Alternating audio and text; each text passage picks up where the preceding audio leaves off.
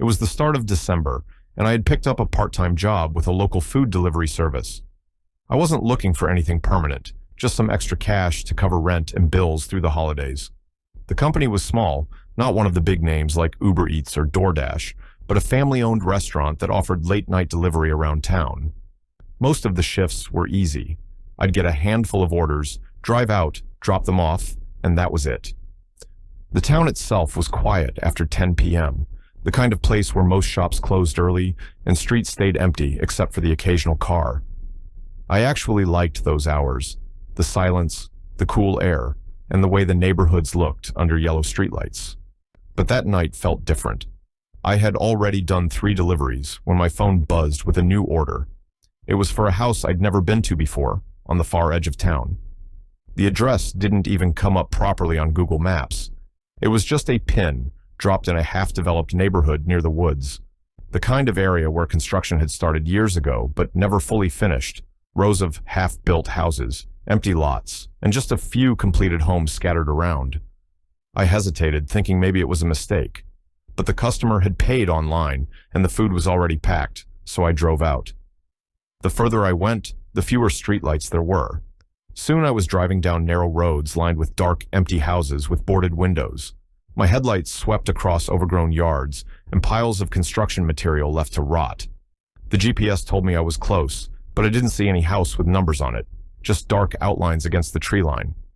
Finally, I spotted one place with its porch light on, a dim yellow bulb that flickered every few seconds. I pulled into the gravel driveway, the crunch of my tires breaking the silence. The house looked wrong. It wasn't completely abandoned, but it had that neglected feel, paint peeling, porch rail cracked, a mailbox hanging sideways on one rusted screw. Still, I grabbed the bag of food, forced myself to act normal, and walked up the steps. The boards groaned under my weight. When I knocked, the sound echoed too loudly, like the house was hollow inside. For a few seconds, there was nothing. No footsteps, no voice, just still air. I almost turned back when I heard it. Someone moving inside. Slow, dragging steps coming closer. The door opened just a crack. A man's voice came through, low and raspy. "Leave it there." I nodded quickly and set the bag down on the porch. But just as I stood up to leave, the door opened wider, enough for me to see inside. The hallway was dark, but I could make out walls covered in old newspaper, taped from floor to ceiling, every inch.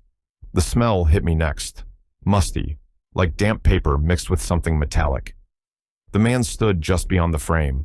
I couldn't see his face clearly, only his outline. Thin, tall, shoulders hunched.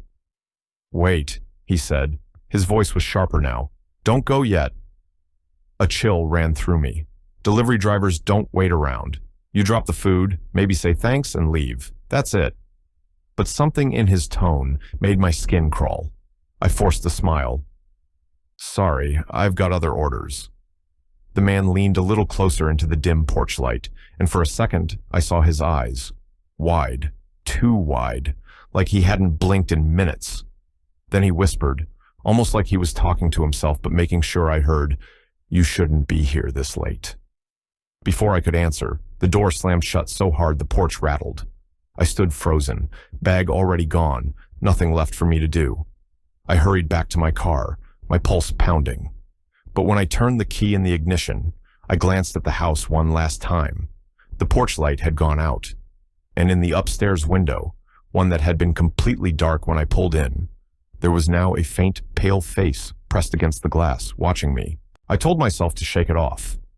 Strange customers weren't exactly rare in this line of work. I'd delivered to drunk people, people who didn't want to be seen, even houses that smelled worse than that one. It came with the job. But still, there was something about that house I couldn't let go of. The newspapers on the walls, the smell, the way that man's eyes had locked onto me, too wide, too unblinking. And that last image in the upstairs window, it sat in my chest like a weight I couldn't push away. That night, when I finally got home, I double-checked my locks. Normally, I'd crash on the couch with a movie, but instead, I left the lights on and stared at my phone, half expecting a new order to come in with the same address. It didn't. I fell asleep around 3 a.m., uneasy. The next evening, I clocked in again. I kept telling myself it was just one weird delivery that it wasn't worth thinking about. But halfway through my shift, the app buzzed with a new order. My stomach dropped when I saw the address. The same house. I sat in my car for a long minute, staring at the screen. I thought about rejecting it, but I knew the restaurant owners checked who refused orders. It could cost me my job, and I needed the money. With a deep breath, I picked up the food and started the drive back out to that neighborhood. The streets felt even darker than the night before. The few streetlights out there flickered and hummed like dying insects. When I pulled into the same gravel driveway, the house looked exactly as it had. Except now, the upstairs window where I'd seen the face before was wide open. Curtains fluttered outward in the cold air. I got out of the car, my hands tight on the food bag. I wanted to get this over with quickly. The porch boards groaned again under my steps. I knocked, but this time the door creaked open almost immediately, like someone had been standing right behind it waiting. The same man stood there, thin, pale, shoulders bent, like his body didn't quite know how to hold itself up. His clothes looked the same too. An oversized gray sweater, sleeves pulled too far down, almost covering his hands. "You came back," he said quietly. Not a thank you, not a greeting. Just those 3 words, spoken almost like an accusation. Yeah, got your order." I tried to keep my voice steady as I held out the bag. He didn't reach for it. He just stared at me. I shifted uncomfortably, and after a few seconds, I set the bag on the porch rail. "Here you go." His eyes flicked down to it, then back up to me. "Do you ever go inside?" The question was so casual it didn't make sense, like he was asking about the weather. "No," I said quickly. "We just drop off." The corner of his mouth twitched, not a smile, more like the memory of one. "That's good." I nodded and turned to leave, but then his voice followed me, low, careful. "Someone else came inside once." I froze.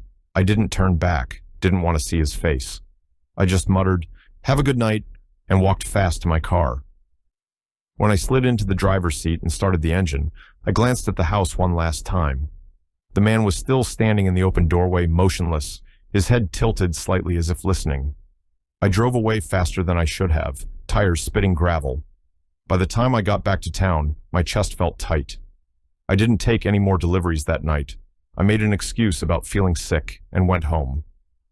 Later, around 1 a.m., I woke to the sound of my phone buzzing on the nightstand. Groggy, I picked it up. It was a notification from the delivery app. At first, I thought it was another order, but it wasn't. It was a message from the customer. The screen showed the name linked to that address. Order number 472, customer. No real name, no picture, just that. The message was short. "You left too soon. I watched you drive away." I sat up in bed, heart hammering, rereading the words. My apartment felt suddenly smaller, the walls too close. I shut the phone off completely and tossed it face down on the dresser. I didn't sleep again that night. The next day, I almost quit. I sat at my kitchen table with a cold cup of coffee staring at my phone. The message from the night before still burned in my mind. "You left too soon. I watched you drive away." It wasn't just creepy. It felt targeted. Like whoever lived in that house wanted me to know I hadn't just delivered food. I had been seen, studied, but quitting wasn't an option. My bills were stacked up. I told myself it was just some unhinged guy playing mind games. If I ignored it, it would pass. That night, I logged into the delivery app again. For the first couple of hours, everything was normal. College kids ordering late-night pizza, families asking for takeout.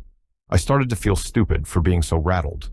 Until at 11:47 p.m., another order came in, same address. I stared at the screen for a full minute, my thumb hovering over accept. My chest tightened. It didn't even feel like an order anymore. It felt like a summons. I finally clicked decline. My pulse eased a little, but less than 2 minutes later, another notification popped up. A second order, same house, same customer. I declined again, and again, almost instantly, another came through. It happened 5 times in a row, each one marked customer request in bold letters, like whoever it was kept pressing the button over and over until I gave in. By the fifth one, my screen froze for a moment. Then the app glitched, and all the other pending orders disappeared. Only one remained. Order number 472. Pickup required. It was the same address. The system had assigned it to me directly. I sat frozen in my car outside the restaurant, staring at the screen. The owners didn't know about this. They didn't control the app. This had to be coming from the customer's side. Somehow, they were forcing the orders to me. I told myself I'd just cancel it. Lose one shift, maybe lose the job, but keep my sanity. But before I could, my phone buzzed with a new message notification. Same blank profile, same order number. You can't ignore me. I felt my throat go dry. My finger hovered over the block button, but my gut told me it wouldn't matter. Whoever this was, they had a way of reaching me. I shut the app down, threw my phone on the passenger seat, and drove home without finishing the shift. For the rest of the night, I tried to distract myself. Loud music, anything to drown out the unease, but every sound in my apartment set me on edge. A floorboard creaks, pipes groaning. I jumped at all of it. Around 2 a.m., my phone buzzed again. I hadn't reopened the delivery app, so I thought it might be a friend or spam. But when I looked at the lock screen, my stomach turned. No number, no contact name, just one new message. Nice place, ground floor, easy windows. I shot up from the couch, my heart pounding so hard I thought it might burst. I rushed to the blinds and yanked them shut, double-checked the locks on my door, then stood in the dark living room trying to breathe. Whoever it was, they knew where I lived. I stayed awake till dawn, clutching a kitchen knife like an idiot. Nothing happened, but that didn't calm me. If anything, the silence was worse. By morning, I told myself I had to report it. Not to the restaurant, not to the app, but to the police. Maybe they wouldn't believe me, but I couldn't keep ignoring this. I drove to the station around noon. The officer at the desk listened as I explained. Strange customer, creepy messages, forced orders. When I showed him the texts, his expression shifted. He took my phone, glanced through it carefully, then asked me to wait while he fetched someone else. A second officer, older, came out and asked me to describe the house. I told him, edge of town, porch light flickering, newspapers on the walls. He frowned like he recognized it. Do yourself a favor, he said finally, sliding my phone back to me. Don't take any more jobs out there. That was it. No report, no follow-up, just that single warning. His tone made it clear I shouldn't push for more. I left the station frustrated, but also more afraid. The way the officer's face tightened. It wasn't disbelief. It was recognition. He knew something about that house. That night, I told myself I wouldn't log into the app at all. No more deliveries. No more contact. But sometime after midnight, as I was lying in bed with the lights off, I heard it. The crunch of tires on gravel. Slow. Stopping. I froze, staring at the ceiling, barely breathing. Then, faintly, from outside my window, the sound of footsteps on pavement. Slow, careful, coming closer. I didn't move. I lay perfectly still in bed, listening. At first, I thought maybe I was imagining it, the crunch of tires, the footsteps. But then came another sound, the faint squeak of rubber soles against wet pavement. Definite, real. Whoever it was, they weren't rushing. They were taking their time. I slid out of bed as quietly as I could and crept toward the window. My blinds were down, but there was a thin gap near the edge. I pressed my face close and peered through. The street outside was empty. No headlights, no car in sight. But then I caught it. A shadow stretched across the edge of the pavement, long and thin, moving slowly along the sidewalk toward my building. I staggered back from the window, my chest tight. My phone was on the nightstand, and my first instinct was to dial 911. My hands shook as I tapped in the numbers. The dispatcher answered immediately, her voice calm. 911, what's your emergency? I tried to explain. Someone was outside. They'd been sending me messages. I thought they were here now. She told me to stay calm, stay inside, and that officers were on the way. But while I was talking, something else happened. A knock. Not on my door, on my window. 3 slow taps, deliberate. My breath caught. My apartment was on the ground floor, and the window by my bed faced the street. Whoever it was had come right up to it. I whispered into the phone, "He's at my window." The dispatcher told me to move to a safe place and stay on the line. I backed toward the kitchen, clutching the phone so tight my knuckles ached. Then came a sound I'll never forget. The faint scrape of a fingernail, or maybe something sharper, dragging across the glass. Slow, steady, back and forth. A long, shrill squeal that set every nerve in my body on fire. And then, a voice, muffled through the glass, low and raspy, but clear enough. "You should have come inside." I almost dropped the phone. My legs felt like they didn't belong to me. I wanted to run out the back door, but I didn't dare move. The scraping stopped suddenly. Silence. I stood in my kitchen for what felt like forever, the dispatcher's voice tinny in my ear, asking if I was still there. Then, footsteps again, retreating this time. Slow, measured, until they faded completely. By the time the police arrived, red and blue lights flashing across my walls, the street outside was empty. No footprints, no car, nothing. 2 officers swept the area while another questioned me inside. I tried to tell him everything. The orders, the messages, the house, the man's eyes. He listened, but his expression stayed guarded. When I finished, he just nodded slowly and said, "We've had calls about that address before. Different complaints, always late at night. Never anything solid." That was all he'd give me, like they knew more but wouldn't say it out loud. When they finally left, I was too shaken to sleep. I sat on the couch, with every light in the apartment turned on, clutching a kitchen knife until morning. The next day, I decided I was done. I deleted the delivery app, messaged the restaurant, and told them I couldn't keep working nights. They didn't argue, just said they understood. I thought that would be the end of it. But that afternoon, as I was heading out to get groceries, I stopped dead in my tracks. There, sticking out of my front door frame, was a folded piece of paper. No envelope, just torn from a notepad, shoved deep into the crack. I pulled it out with trembling hands and unfolded it. The handwriting was shaky, letters scrawled unevenly across the page. It said only 4 words. "You can't quit me." I dropped the note like it burned my fingers, scanning the street in every direction. Cars rolled by. A jogger passed with headphones in. Nobody looked at me. Nobody looked suspicious. But I knew whoever had left that note hadn't been far. And worse, they had been close enough to touch my door. After that note, I didn't feel safe anywhere. I stopped sleeping in my bed. I started crashing on a friend's couch across town, switching locations every couple of nights.